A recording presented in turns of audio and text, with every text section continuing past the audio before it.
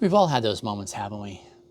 So those moments where your stomach drops because you said the wrong thing, or maybe you broke a promise, or you slipped into this habit that you'd sworn you had outgrown. It's those moments where you feel that instant shame, that thought that says, I ruined this and I lost it, and I don't deserve any good things in my life anymore. But here's what I need you to hear in this moment. Your worth does not vanish when you mess up. Mistakes in life don't disqualify you. They remind you that you are human. The question really isn't whether you'll fail. The question is more so whether you'll remember who you are when you do fail. Here at Bintegers, we believe that integrity and intimacy aren't about perfection. They're more about presence, the presence that reminds you to be in that moment. Integrity keeps us honest about what happened, and intimacy keeps us connected to ourselves while we're healing from those moments. Worth does not leave when we fail. It just waits for us to come back. We were raised in a world that measures everything, right? From grades to performance to success to appearances.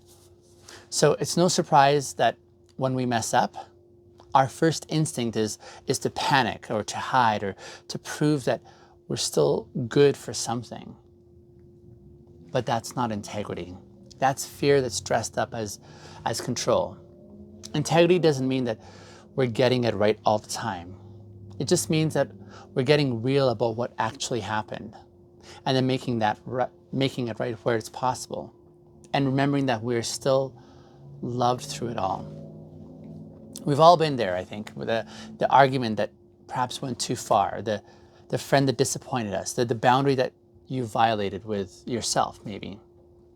And in those moments, our inner critic becomes perhaps the loudest voice in the room. It tells us that we're too broken, we're too inconsistent, we're too far gone. And then replays that failure on loop over and over, hoping that the punishment will equal some form of purification. But shame never leads to growth.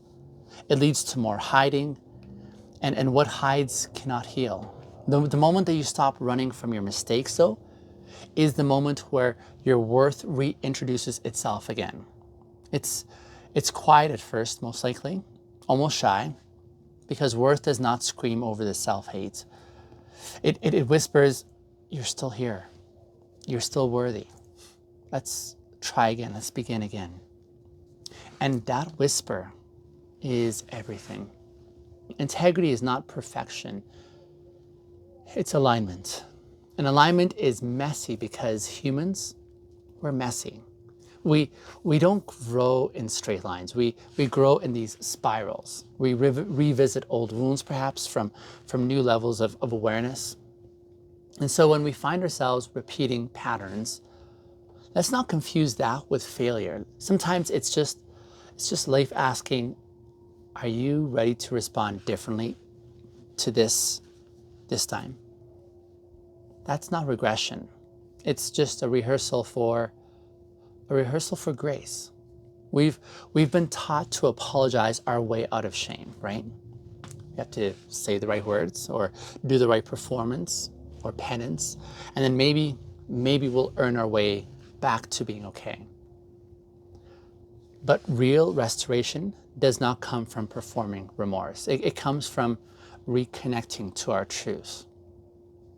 And truth sounds a lot like this. It says, you can be accountable without abandoning yourself.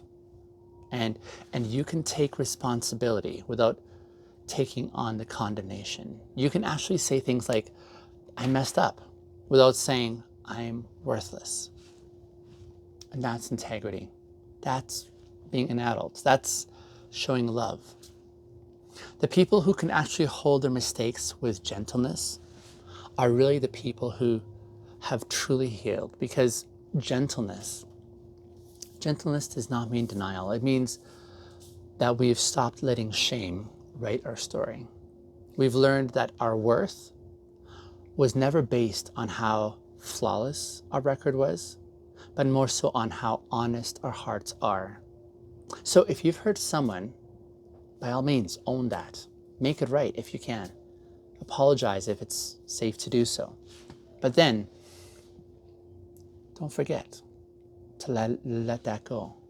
You are not your worst moment. You're not the thing that you did when you were scared or reactive or tired. You are the courage that it takes to face that even in this present moment. Sometimes we believe that self-forgiveness means letting ourselves off too easy, perhaps. But in reality, it's the opposite. It's the hardest kind of accountability because it requires you to stay in a relationship with yourself after you've disappointed others and yourself, perhaps. It's easy to love who we are when we are at our best. It's intimacy, though, when we can stay with ourselves at our worst moments. When integrity meets intimacy, grace stops being this theological idea. It becomes more so embodied. It looks like slowing your breathing down when shame tells you to blitz and run. It looks like journaling what happened instead of trying to bury it. It looks like maybe calling a friend who can remind you of who you are. Grace is not about pretending it didn't happen. It's more so about remembering that it doesn't define you. Perfectionism tells you that love must be earned, right? But grace tells you that love is what lets you begin all over again. Every time you stumble and choose to reflect instead of punish yourself, you're reclaiming your power. And every time that you forgive yourself, you're teaching your nervous system that safety does not depend on performance. See, you can't grow from what you're still punishing, but you can actually grow from what you're willing to see with honesty. So if today, if you're sitting with the aftermath of a mistake, breathe. Take your hands off of your throat. This is not the end of your story. Mistakes are information, not your identity. They reveal where your values and your actions lost alignment, not where your worth has expired. Think of it this way, if you will. If a seed falls into the dirt, we don't call it ruined. We call it planted. And sometimes the moment you think you've fallen apart is really something truer that is beginning to grow. That's what worth does. It roots itself even deeper after failure. You're not fragile because you failed. You are proof that resilience exists. And resilience is not pretending that it didn't hurt. It's refusing to let pain have the final word. Integrity is what rebuilds what was broken. And intimacy, it just breathes compassion into those cracks. Together, these two make something far stronger than what was there before. See, here's what not many people will tell you. Healing sometimes looks like relapsing, perhaps. Not because you've gone backward, but because your body is remembering that safety can happen in real time. So be patient, my dear listener. You're not broken. You're recalibrating. And every time you come back to integrity after slipping away, it's now that you're reinforcing the muscle memory of being worthy. So there will be days when you disappoint yourself again. There'll be days when you react before reflecting. There'll be days when you isolate instead of reaching out, perhaps. But the difference now, though, is you're going to notice this. And that noticing means you're awake. Because the goal was never to become flawless. The goal was really to become faithful. Faithful to your truth, faithful to your growth, faithful to love. And you can't lose what was never conditional to begin with. Worth does not evaporate in failure. It actually reveals itself in that space. Because when everything else is stripped away, what remains is really what's real. You You can't shame yourself into alignment. You can only love yourself back into it. And love does not wait for you to get it right. It meets you in the midst of that mess. Tomorrow, I think it'll be our final episode tomorrow, but we're going to be setting boundaries from self-respect and not from anger. And in this episode, we're going to explore how to move from guilt to a sense of groundedness, how to protect our peace, not because we're mad, but because we finally know our worth. So if you're someone who's been haunted by the fear of messing up again, let this be your permission today. You are allowed to be both learning and lovable at the same time. You're allowed to make things right without losing sight of your humanity. You're allowed to rebuild without proving you're worthy of rebuilding. Because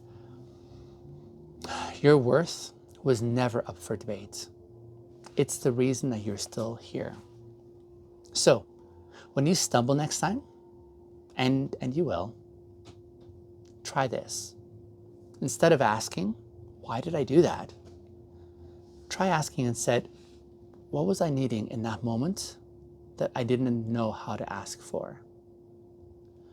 That's how we turn shame into wisdom. That's how we grow without losing ourselves.